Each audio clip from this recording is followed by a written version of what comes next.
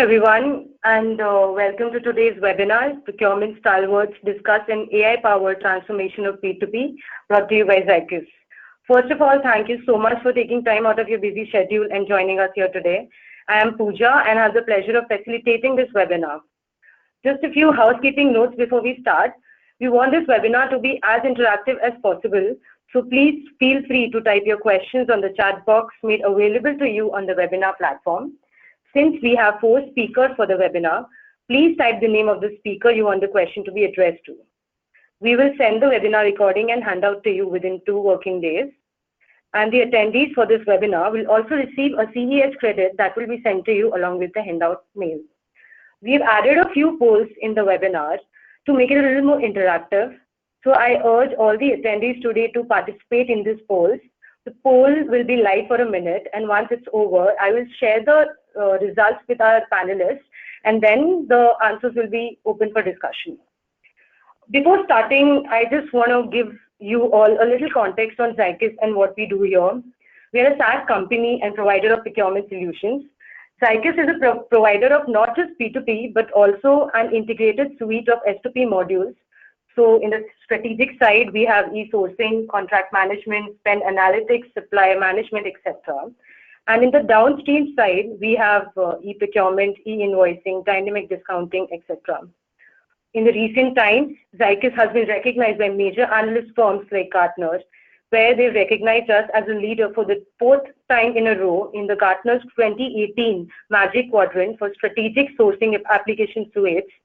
Forrester has also placed us as a leader in the Forrester Wave Contract Lifecycle Management Q1 2019, and etc.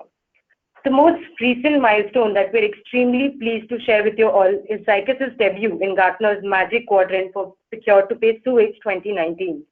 Some of the strengths mentioned by Gartner in the report were good core P2P capabilities, products, ease of use and UI, active customer advisory board, etc. Moving on, I'd like to introduce our host of the day, Jon Hansen.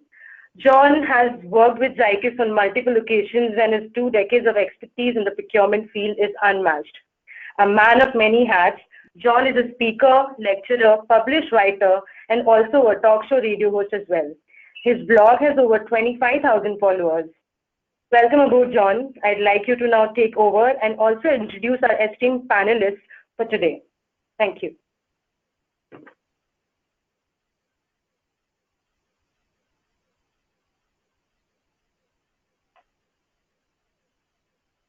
That it will be a most interesting discussion as I welcome David Losby, Richard Pennington, and Norman Katz to the group. And if you could, Pooja, maybe go to the next slide so we can get a little bit of background.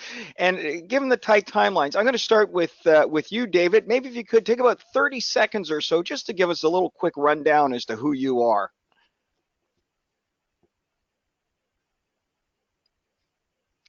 Hello, David?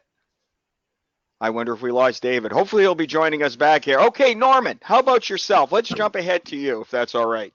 Yes, hi. Hi, John, and welcome to everybody listening in. You know, I really summarize what I do as being a better business execution expert. My technical expertises are in enterprise resource planning systems, ERP, electronic data interchange, EDI, systems, and auto ID. I help companies with their supply chain and external relationships with their customers and suppliers. And I certainly don't mind getting my hands dirty with deep dives into data analysis as well. Perfect. Well, you know what, Norman, I know you'll add a great dimension to the conversation, especially coming from your area of core capability, but generally your knowledge as well. I also want to welcome Richard Pennington. Richard, how are you today? Yeah, I'm fine, thank you. I straddled mostly law with some public procurement background. I'm primarily out of the public procurement space in the United States and the state of Colorado, where I was state purchasing director for a while, and most recently general counsel to NASPO Value Point, the national cooperative that assists states in setting up national catalogs, really. So I'll try to steer away too much from the lawyer perspective, a little bit more on the operations perspective, but I'll be the voice of public procurement in some respects. Well, looking forward to your insights as well. And I'm just going to see, David, are you with us yet? I know you were with us earlier. I think, Pooja, we may have lost David. So how about if I leave it into your court, Pooja, to work out the connection challenges there, and we'll move to the next slide. Sure, John. Hey, John, it's Richard. If David's listening, I was put on mute by the organizer and had to click the mute button to get back in and get my audio back if he's listening, and that was the issue. So. Great advice there. David, if that's the issue, give it a try and click it back on yourself. Now, I just want to remind everybody, and Pooja mentioned this is very much an interactive session.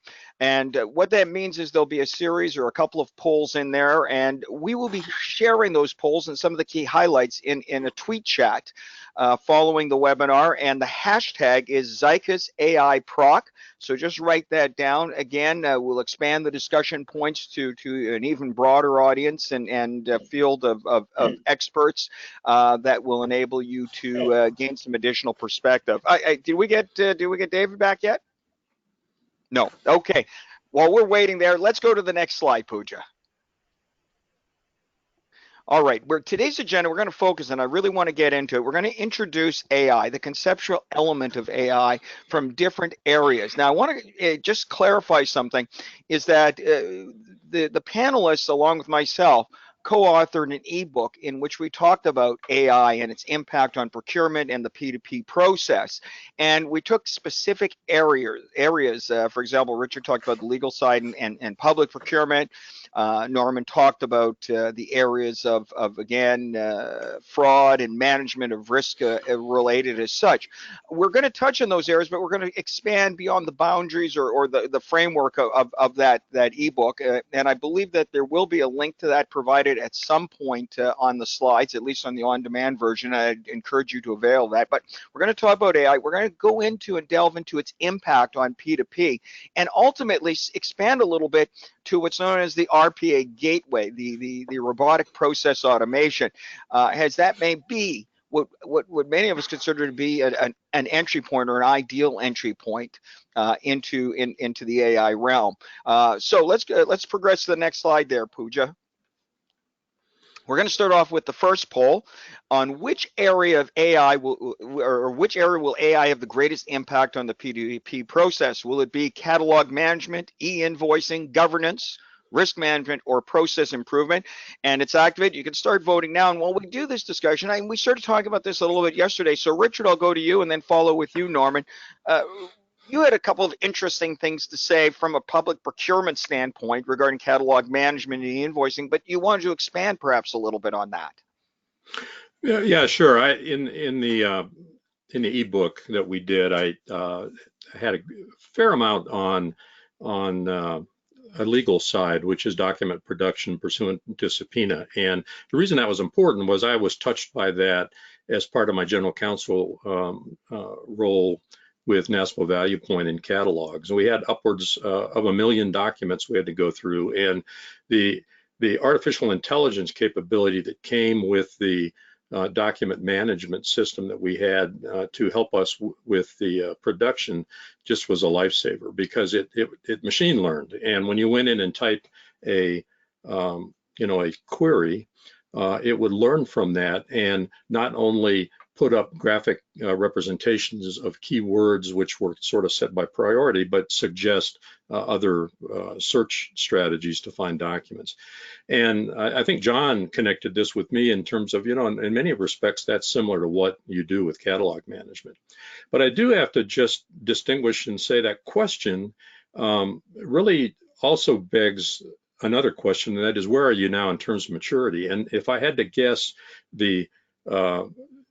I would agree actually with how this came out. I think process improvement probably is where this is best right now, and we're seeing that in the state of Michigan. They use the RPA as a robotic assist, digital assist, to taking from the purchase request to the requisition the essential elements needed to develop the RFP. So I would probably say at this point, process improvement and perhaps e-invoicing would be the next in terms of the routine sort of skills or operations that can be automated.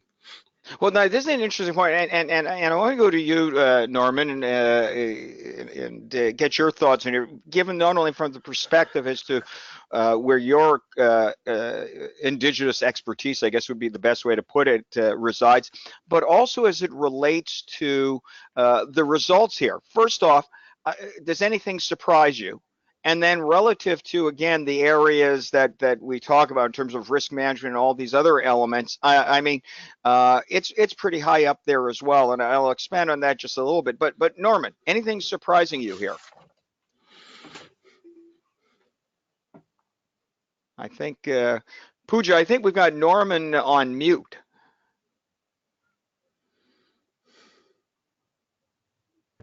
Yes, John, I'll just check. Okay, you know what? While we're waiting for Norman to come back on, here's the interesting thing, and Richard, seeing that. Okay, good, Norman. Yeah, right, thank you. I'm back. Right, yes. So, John, one, I am not surprised that process improvement, ranks so high. Process improvement is a very easy sell to executives. Risk management is not an easy sell. Fraud detection and reduction is difficult to sell. Especially if an organization has not gone through it. And so process improvement is easy.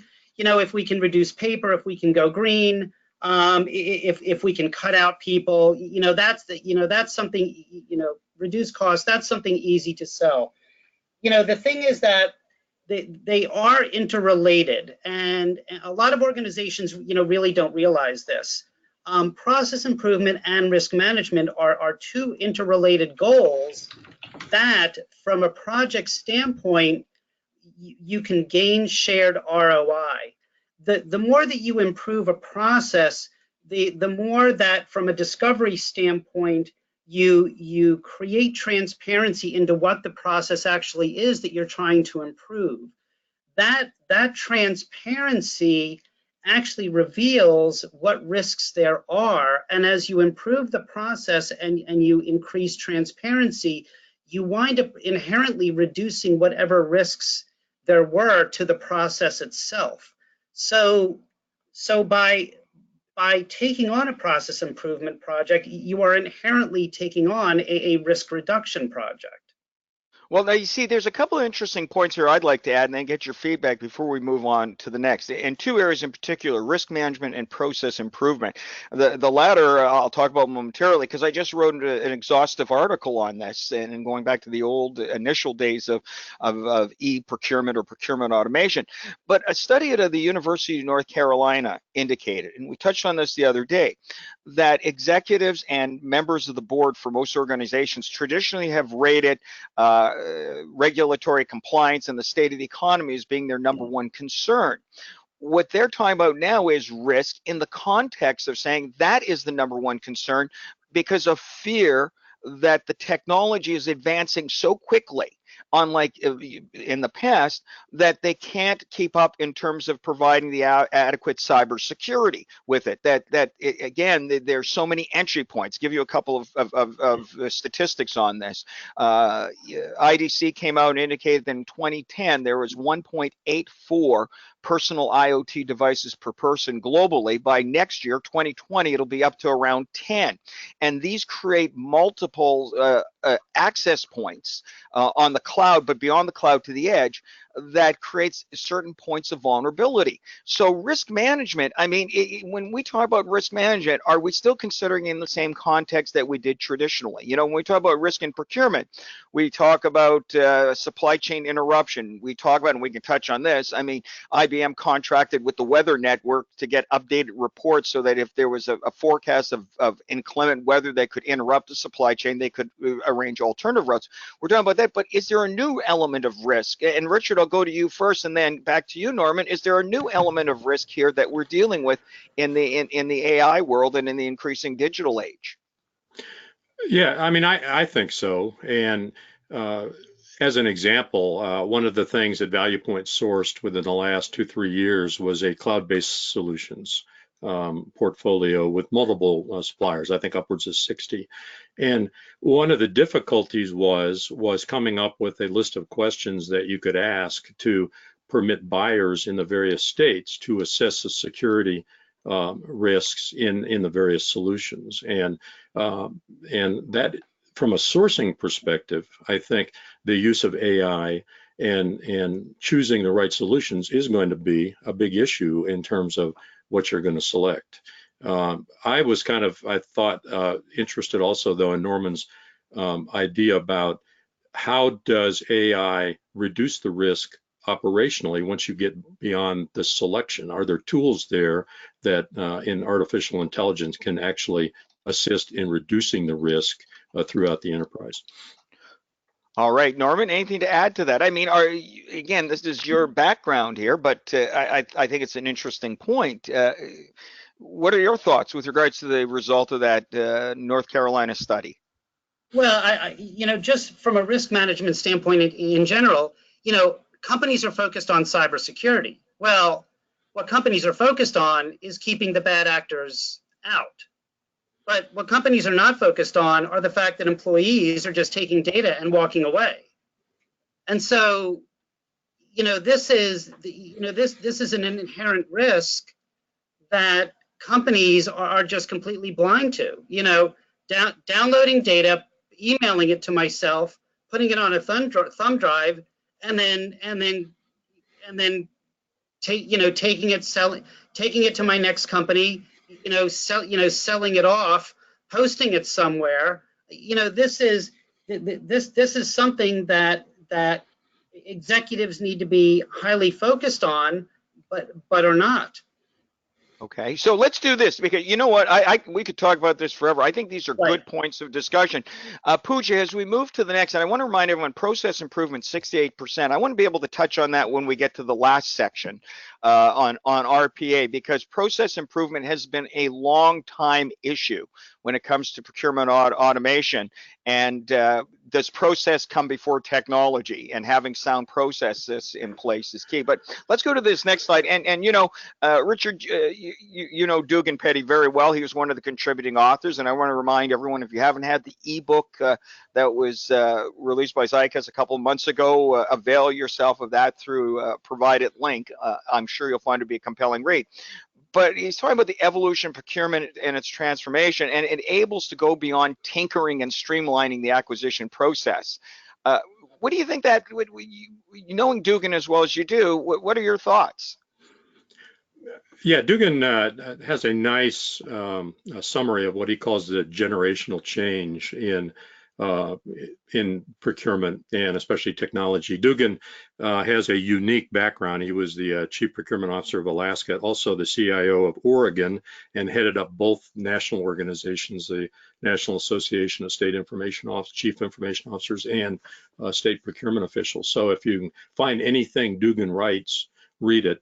I would say he put cloud, the evolution of cloud now is in the 3rd and 4th generation for public procurement, and it's solving a lot of problems. One is the legacy infrastructure limitations. There's still a lot of COBOL out there, for example, in the States, and the cloud is making that, helping bridge that gap into more sustainable, more modern technologies like the Zycus, really, and what I saw on the document management case. So what he's talking about in the transformation, I think, is trying to get us out of what I call the legacy sourcing models, the 100 to 180 day cycle times in selection when technology is moving so much faster than that. And I think he's seeing some of the automation, even in process improvement, as reducing the burden on purchasing agents and even information technology personnel, so they can engage more robust, streamlined sourcing methods that are still fair, but a little bit more up to date. I mean, Agile is one of the examples that the more time you spend trying to link from a requisition to the development of a request for proposal and the sourcing parts of that, the less time you have to embed yourself in with a client agency and work with a contractor on an Agile development, for example. So I think when Dugan talks about transformation, I've heard him say it many times, I think he's talking about we need to think outside the box and try some more innovative approaches to effective sourcing. Right, as we move to the next slide, Pooja, Norm, I want to build on what Richard just said as well. And of course, this sort of ties in nicely in terms of catalog management, which you had mentioned beforehand, Richard. I mean, does technology, Norman, and then I'll go back to you, Richard, does technology force us to make better processes? Or do we need better or sound processes by which to have technology accelerated? Do you know what I'm saying? Oh, John, I absolutely know what you're saying, and you have hit a hot button topic with me. Technology is just a tool to get a business process done. So if you don't have good business processes established and can apply a technology tool, you're simply not going to function. Now, I'm not saying that your processes won't change. And and certainly the technology tool that you find and select will help guide new business processes based on what the tool offers. And so I go through this all the time when I go through, for example, an ERP selection and implementation process, because look, ERP systems all basically do the same thing, but there's going to be different clicks, here and there. So, the trick is to bend, not break your business standard good business processes to what the technology tool offers, and by bending and not breaking, because if something is broken, then really you've got a bigger problem, and evolving and moving forward, that that's how your company executes better. Okay, now, bearing in mind what Norman said, and great insights, because when I look at process, I go back to the days, and I first joined the high-tech world 35 years ago, and procurement shortly thereafter. We had the old garbage in, garbage out analogy that technology will not make bad processes better. You need good processes or a foundation to leverage technology to achieve that. I mean, within what Norman said and what I just mentioned, Richard, I know you wanted to expand upon this a little bit. Yeah, and I think you're talking about in the context of catalogs. Here's I think my issue with AI, and that is so much that's written now is talking about how we're going to replicate the human brain and load its contents onto computers so we can basically have consciousness in the next 150 days. And I think that has been attached to artificial intelligence in a broad sense that makes it a little bit more difficult for the people that are doing the buying and even the procurement managers to figure out how those things are going to work for them. And catalogs are a good example. I did just mention the fact that if we can do RPA assistance to requisition to RP development, I mean that would be a great way to save some time. But the real value to me in the future on this is going to be how we apply AI to judgment, and whether or not we have firm enough processes and mapped out judgment criteria to allow these systems to take a catalog across multiple suppliers and map that into the value elements that a buyer can then use with automated assistance to make value judgments about the relative value of competing products and services. And services make it even harder. So I know Gartner, one of the things I said is you've got to have a common set of data against which you can draw the criteria and the data in order to facilitate the judgments. To me, that's the biggest challenge now. And while I could go from a requisition perhaps to a set of RFP terms and conditions, a catalog manager or a buyer off of multiple catalogs has got to be able to do more than just the Amazon, Amazon approach, which is here's some similar things. Well, that doesn't really help you that much from a professional value determination when you're trying to make those selections. So I hope that was what you were getting at. I mean, Yeah. we're now reaching beyond pure continuous improvement to the real challenges I see in AI. Okay, well, and this is an interesting point, and Pooja, as we move to the next slide, because I want to move into this, there seems to be a recurring theme of RPA and being an entry point, and maybe that's the wisdom of all of this, is that, Richard, you said something that I thought was very important. You get the talk of AI, artificial intelligence, and it can become this vague, vast horizon where you're trying to sift through it and figure out what's happening. Now, to really add a little dimension to that, one of the interesting things was a study by McKinsey where they surveyed 1,650 incumbent companies. And I'm going to pose this question right after this to you, Norman, and we'll then go on to the next one. And what they found is, well, there was a universal recognition, obviously, that AI and digital transformation is coming, and it's a necessity. Less than 20% of all respondents, and we're talking about executives, C-suite executives in this survey, indicated that they had a digital reinvention strategy, and of those, only 2% had a supply chain strategy. Now, just to add a quick dimension into there, what was interesting about that disconnect, even beyond the low number of 20%, but the 2%, was that they all believed, in a separate study, Gartner said that 70% of all digital transformation will come through the supply chain. So is this speaking to what maybe Richard was saying, is that it's so vague and so mountainous of an opportunity that people are sort of paralyzed from making a decision? And maybe from this standpoint, why the practicality of RPA comes into play? I mean, what are your thoughts, Norman? Well, one thought is, Richard, I owe you a dinner for that excellent segue into what I'm about to go through. John, why don't you, John, do you want to bring up my slide with my handsome face there? Sure. Pooja, maybe jump ahead to, there you go. Yeah, thank you. John, this is exactly what I wanted to go over. I'm going to take about 60 seconds. I am referring to an August 19th, 2019 New York Times article titled "AI is Learning from Humans, Many Humans." I'm going to start off with a quote from the article. "Before an AI system can learn, someone has to label the data supplied to it." Who that someone is, ladies and gentlemen, is people. So the article was an expose on how AI systems are getting loaded up.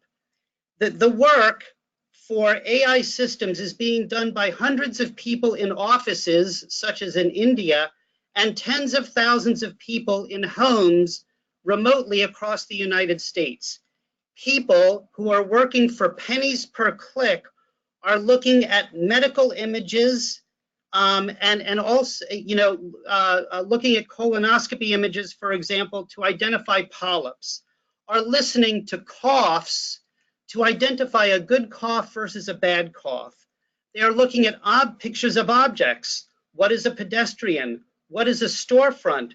What is the difference between a roadway double line versus a roadway dotted line? And what are the differences between different roadway signs? They are looking at pictures of humans to identify pornography and sexual images.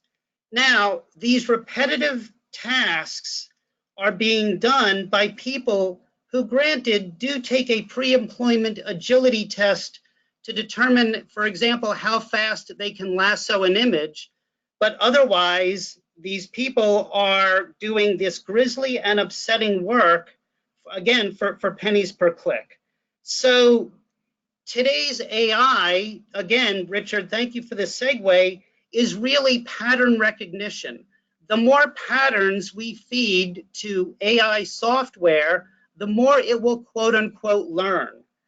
But there is no judgment of good and bad. There is no determination of right and wrong from the AI. it is based solely on a foundation of input, and going back to what Jon said, per my notes, garbage in, garbage out. So let's transition this to the corporate enterprise, which from a supply chain standpoint, if you're going to be a player, you need to have enterprise resource planning, electronic data interchange, and the ubiquitous linear barcode. 3 40-year-old technologies that companies still cannot get right. I mean, companies struggle with data reporting out of their ERP systems today. Companies have gaps in their supply chains using EDI today.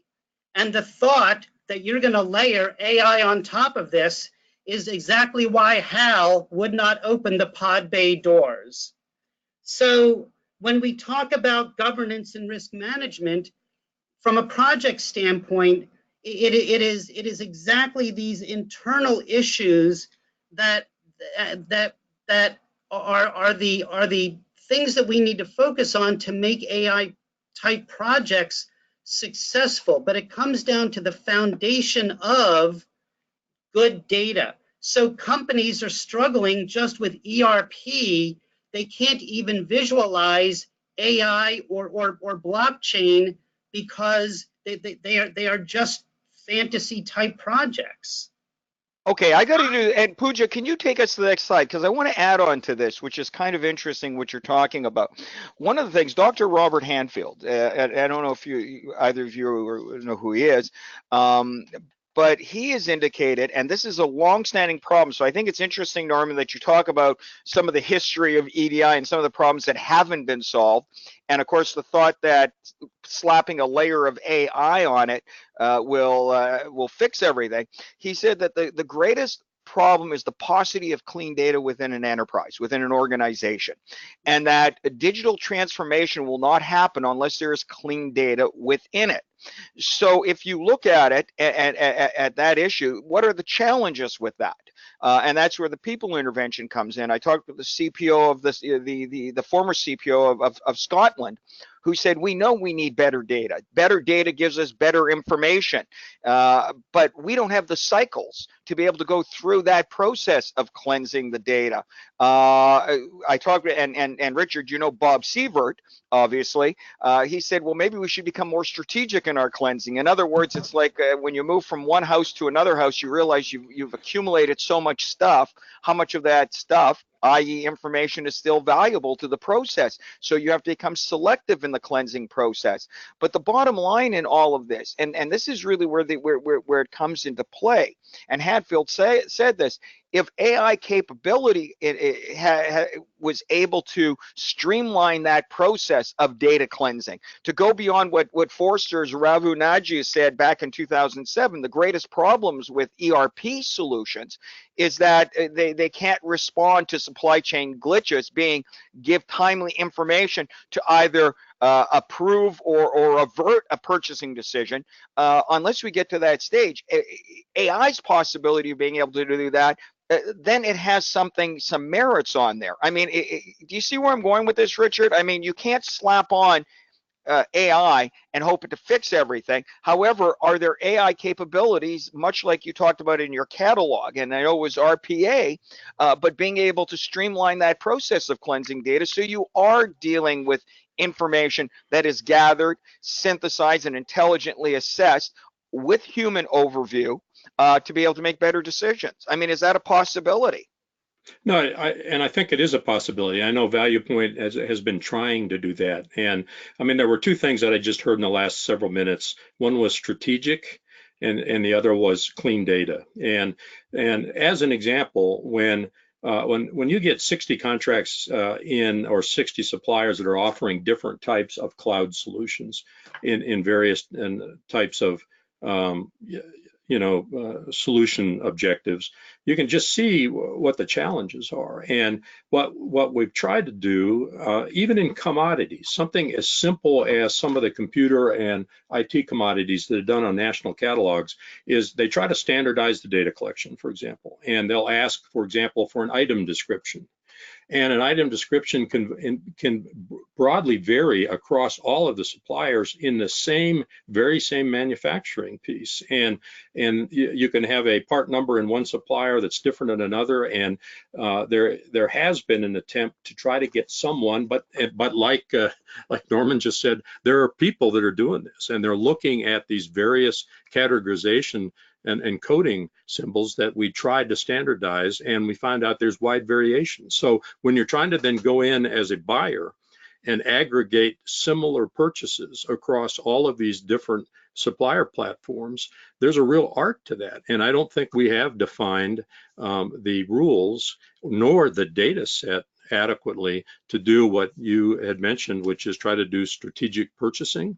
So you're looking at the same types of commodities and even services, nor have we really, I think, figured out what clean data means in that context. So yes, I think there's opportunity. I just don't think we're quite there yet to have a machine really help us much with the judgment that is ultimately being made on those. Well, and that's an interesting point. And then Pooja, if we could in a moment progress to the next slide, and I'll gauge Norman this. One of the things you talked about, and I remember in the Department of National Defense and the New York State Transit Authority, one of the greatest challenges with data was the parent-child skew scenario.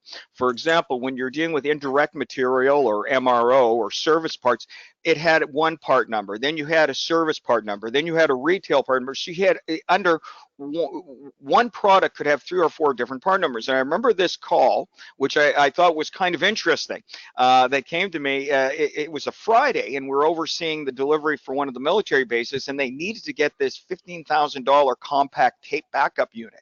And they said, we need it. It's Friday. We need it by Saturday morning. It's for an essential system. And of course, sourcing that and affecting a delivery over a Friday for next day would have cost a huge amount over and above the cost of the drive. That we had just begun, I just begun the process of going through the parent-child skews of all these things. And it turned out that in that base, under different SKU numbers, they had 3 of these units readily available.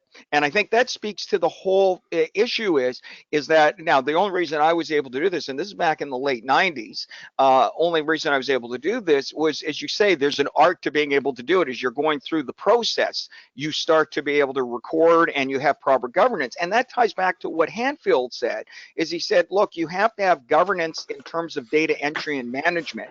And then that's where AI can come into the equation. So, I don't know. Does that make sense what I'm saying there, Norman? Well, yes, John, it certainly does. And whether it's military parts or whether it's retail, where I have, much of my expertise. I mean, the challenge between a retailer's SKU, a vendor or supplier's item ID, and the UPC is something that retailers and vendors have teams of people that to work on and still struggle to get correct. So just backing up what Richard said, and emphasizing it, how do you teach a machine to recognize something that is not a pattern, right? Again, all of this AI that is being thrown in our face today is simply pattern recognition, right? Based on, yes, technically advanced, digital cameras and advanced computing, but it is simply pattern recognition. How do you teach a computer when there is no pattern? And this is the plateau where we're at right now, that unless we can get beyond it, it is going to take people with skills to clean up, cleanse, homogenize the data across the supply chain partners. Okay, well, now I want to stop there because we're moving quickly. Sorry to interrupt, Norman. I want to stop there because let's go to the next slide, Pooja, because one of the things in relation and pattern discovery, let's go beyond this one as well, beyond pattern discovery. And we notice, for example, with credit cards, when it notices that there's a different system or a spending habit or pattern occurring, it'll alert that there could be a potential problem. So there is that AI learning capability. But Richard, you talked about the catalogs, and we're starting the next one. What's the percentage of AI adoption rate in your procurement organization? We'll have that running in the background here. But Richard, you talked about the catalog. Really, what Norman is saying is what you were utilizing RPA for in the catalog, wasn't it? It was looking for commonality of searches and terms that would help you to sift through that mountainous amount of data. Correct? Yeah, that was being evolved. Yeah, when I left. Yeah. Yeah. So it comes down to, in terms of this, given the complexity, given the patterns, Norman, that you're talking about, given the fact that process or automation will not affect better process, and the paucity of data and questions that we've raised in terms of this, with all of this promise, I mean, what do you think the response is going to be here in terms of the adoption rate? I mean, is it going to mirror what we had seen with McKinsey? What do you think, Norman? I just think that the adoption of AI is here. My prediction is that it's just going to be low because, again, I just feel that companies are struggling in getting just for example, their ERP systems, quote unquote, correct, let alone thinking about layering something as advanced as AI on top of it. I mean, again, if the ERP system is not correct, then can you imagine what AI on top of it is going to do? It potentially could wreak more havoc. And of course, the results here are reflected very much so. 0 to 20% is a minimal amount. Some have done more. It'd be interesting, Pooja, if we could, and I know you're fielding the questions in the chat room, if you could maybe pose to those who are attending, when they talk about the 40 to 60%, the 21 to 40%, what areas of AI have allowed them to progress beyond the 20% mark or the none at all mark? But these numbers aren't surprising either to you, Norman, or Richard, to yourself, I guess. No, the National Association of Chief Information Officers and Center for Digital Government published a report early this week called Delivering on Digital Government that addressed AI, and they put it in the 0 to 20%, and that was enterprise-wide. That wasn't just procurement. And in fact, the examples they gave were traffic management, fraud, waste, and abuse detection, cybersecurity, and they had procurement way down the list. And the examples in the parenthetical were for supplier scoring and selection. So even, across the states, I think there's some confusion about where probably the opportunities are in procurement. I mean, it's well beyond supplier selection and scoring, but it's just not on the state, the state list of priorities, the procurement implementation of AI. Or AI in general, really. Yeah. So this raises a question, Norman, and then I'll go back to you, Richard. And again, this RPA, this came from a Smarter with Gartner, April 2019, so it's very new, saying that the biggest return will be on robotic process automation, which is repetitive, time-consuming, lower-value processes. Now, I remember a few years ago a famous tweet from the founder of Box, Aaron Levy, I believe his name was, is that with one of the championing what Uber had accomplished, he said Uber is designed for the way in which the world should work, not the way in which it does. And in that concept with AI, the suggestion is that in this initial phase, what it could do or should do is free up people's time, procurement professionals' time, to focus on more strategic functions and offloading those more repetitive tasks that, quite frankly, consume a lot of time right now to RPA. I mean, does that may be a simplistic entry point, but that seems to be the most effective, doesn't it, Norman?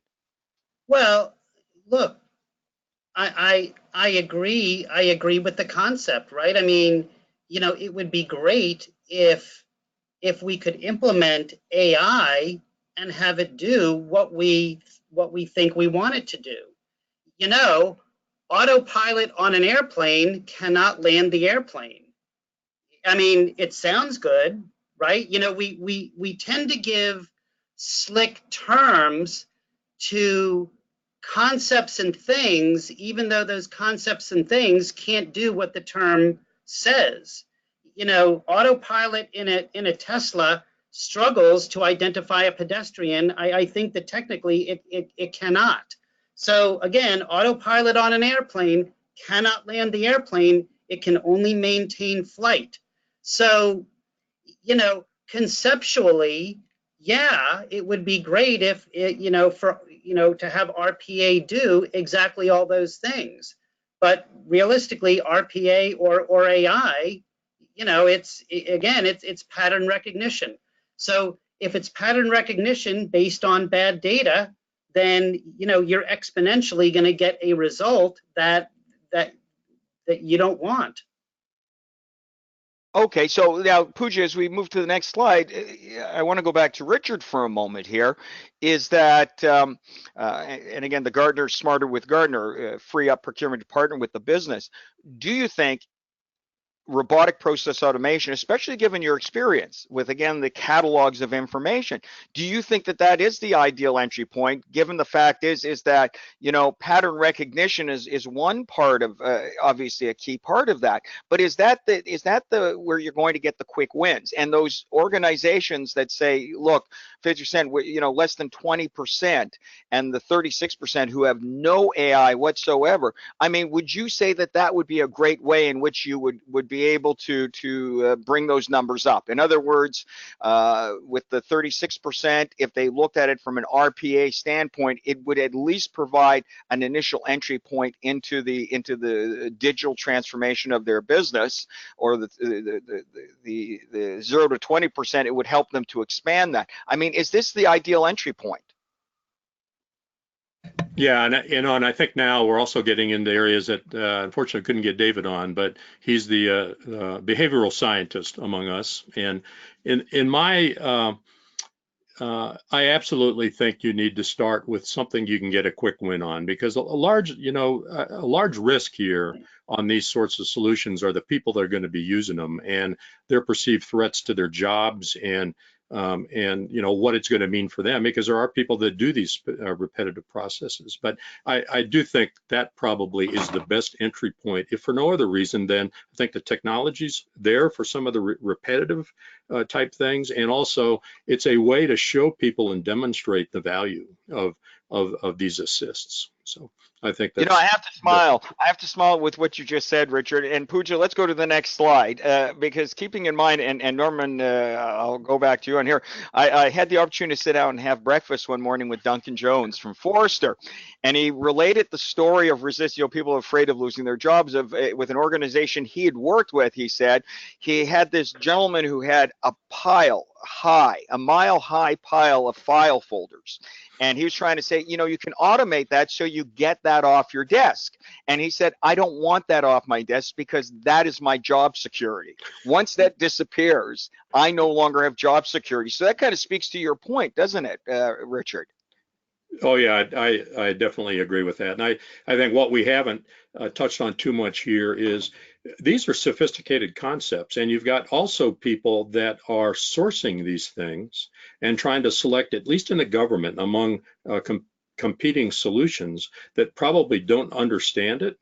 And they're going to have to make judgments about which solution is going to be flexible enough to be adapted across the enterprise to the various types of these kinds of decisions or activities that are going to be done. But I got to say, I mean, Michigan has started doing this. Michigan, the state of Michigan is really leading in contract administration. What they've been doing there, they're using RPA for their RFP development from the requisitions, and I think that's actually a decent entry point, because if you took, for example, you know, some kind of an IT sourcing request for something where the requirements were a little unknown, we were probably going to have to evolve them.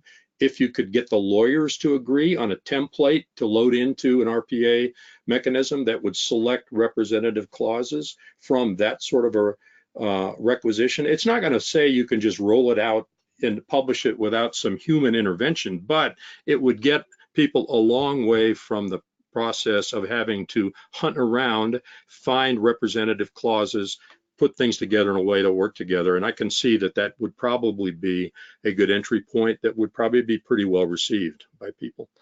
All right. All right. Now, Norman, based on what Richard just said, and this slide that came up, robotic software from other forms of automation is that it's flexible and can be taught in nearly any standard rule-based process or activity. Procurement just needs to pick human interactions with IT systems to mimic. What do you think about what Gartner just said there in the context of what Richard was saying? Well, technology does instill fear in people from a job redundancy standpoint. So, what I always try to do is to, tell people, look, the technology is going to raise you from muddling in the muck and actually have you enjoy your job more by elevating what you do. The technology is not really to replace you. It is to make the organization, execute better. So, the thought that technology should remove a person versus having that person actually help the organization, blast forward, I think is also a wrong way that organizations look at the implementation of technology. Okay, now yeah. wait 1 second, because this next slide is going to be interesting. I'll go with you first, Norman, and then back to Richard. Pooja, could you go to the next slide?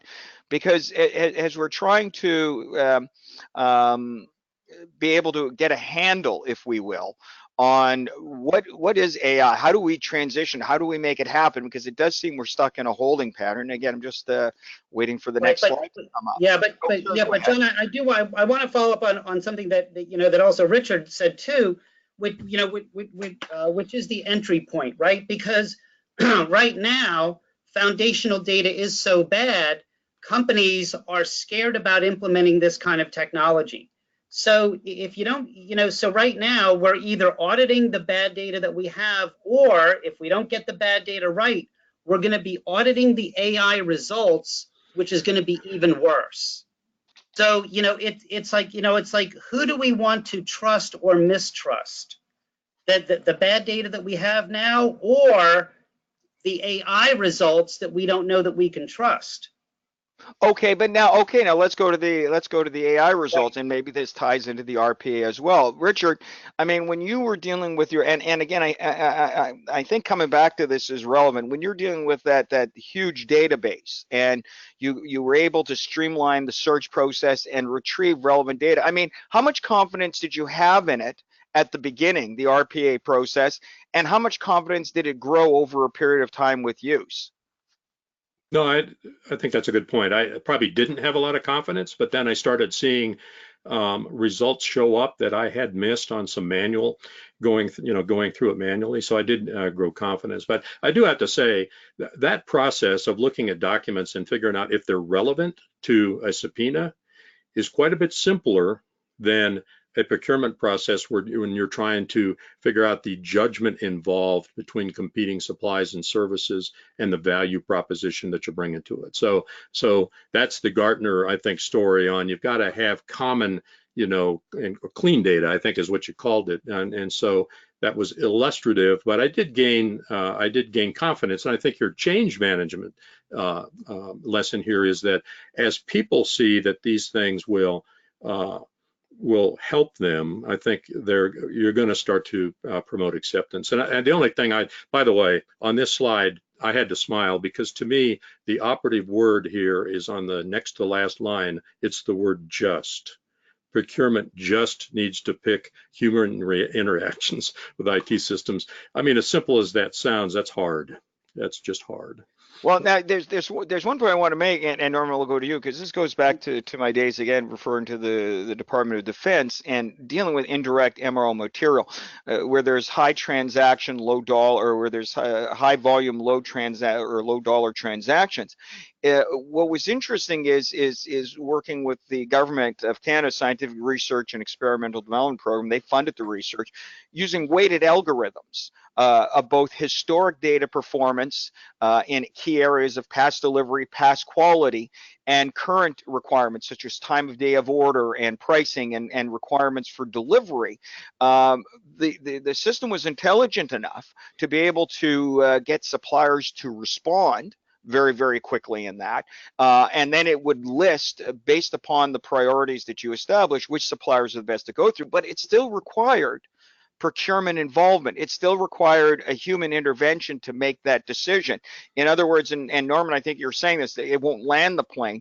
In other words, you know, you get to the stage where, will we ever get to that stage where we will say, yes, we want to land the plane? Yes, it'll be able to do that for us, and we'll literally become reduced to nothing more than monitors, or in a lesser degree, because procurement is changing dramatically. Again, to digress, one Gartner study came out and said that CMOs, for example, will actually spend more money on IT over the next couple of years than CIOs, and that a lot of this purchasing, when it gets pushed out to beyond the cloud to the edge, will not necessarily come through, at least the high volume, low dollar transactions will not have to come through the procurement department, meaning procurement professionals have to change as well. So if you look in the context of all those things in the progression of AI, I mean, there's a lot of variables, aren't there, Norman, that have to move forward to get that to that stage, isn't there? Oh, a tremendous amount. I mean, you know, we supposedly have some of this automation that's been going on in the supply chain already. You know, you go to a store and you buy something off the shelf that, you know, that reduces the minimum on-hand quantity. It should be kicking off a purchase order to a supplier who fulfills it based on the order quantity for that customer for that item, and the goods are shipped, right? Supposedly a human being doesn't have to get involved in that. And, you know, quite frankly, you know, that stuff was being done 25 years ago, right? You know, that's not artificial intelligence. You know, that's just mathematics with ERP and EDI. So, you know, but we struggle to do that even today. So, you know, again, it's getting the foundational stuff done. You know, there is obviously tremendous promise with AI and RPA, but, you know, that's what a lot of it is today. It's a lot of, you know, expectation, but, you know, the rubber can't meet the road until organizations and their supply chain partners agree to better transparency and better cooperation in saying, look, you know, this is going to be good for all of us, and we need to really collaborate together. Okay, so let's do this, because we've got 3 minutes left here. Pooja, I want to check with you first of all. Is there any questions or anything that we need to address on an immediate basis? Let me know. And number two, let's go to the next slide. Is it safe to say, if we were to sum up our discussion, and you know, Richard and Norman, and I just got an email from David saying he was trying to get in, and but he has been hearing us. Would the best way to maybe sum this up, because we have been trying to do a lot and get a lot in here, is that when we look at the vast horizon of opportunity with artificial intelligence and its impact not only on business but drilling down further into the supply chain, that baby steps in the way of looking at key points where quick wins can be achieved, such as through specific RPA functionality and partnering with the right organizations to help to capitalize on that, is the best way to start. I mean, it's almost like, how do you eat an elephant one bite at a time kind of thing, but I mean, is that a fair way to sum up everything that we've been talking about here? And I'll go to you first, Norman, for 30 seconds, and then you, David, or you, Richard, for 30 seconds. Yes, and you know, Richard had mentioned this, but you know, I wholeheartedly agree, and like to take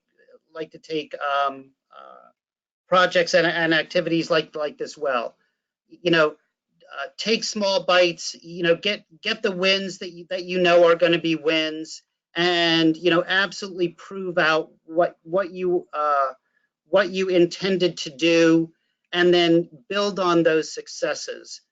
Don't go too much, too big, too fast, which is only going to increase risk, and you're really going to make the enterprise suffer. All right, and Richard, I'll go to you. And I interviewed the president of Hewlett Packard Enterprises a couple months ago, and she said the key is to fail fast. And I noticed that term there. So with what Norman said about not overextending oneself, and if you have setbacks, make sure it happens quickly and you get back online. What would you add? Really not much. I think this slide really just maps out in an excellent way the essential steps in change management and avoiding the resistance, because the resistance doesn't come from an organizational philosophy. It really comes from the people that are implementing. And I think you've got to kind of overcome their concerns about what's in it for me, and in a large measure. And I think David probably could have written this slide from what I know of him and what it says here. Great slide. So. All right. Well, listen, I want to thank you, Richard, and you, Norman, for joining us. I want to remind everybody before we let you go that Horizon 2019 is coming up in Charleston, South Carolina, November 3rd through to the 5th. You'll see a couple of slides up there. It's still not too late to sign up. It's a great opportunity, really, to get together and not only get involved in a number of key sessions and panel discussions. I'll be hosting one actually in the main stage there, but also to talk with other people who are in similar positions and similar points of evolution, because the sharing of these ideas and the discussion and bringing them to light, I think, is the most important point to get a realistic perspective on what can and cannot be accomplished and how it can be. So I just want to remind you to check that out as well. And Pooja, I see we're at our time. I would like to turn it back over to you.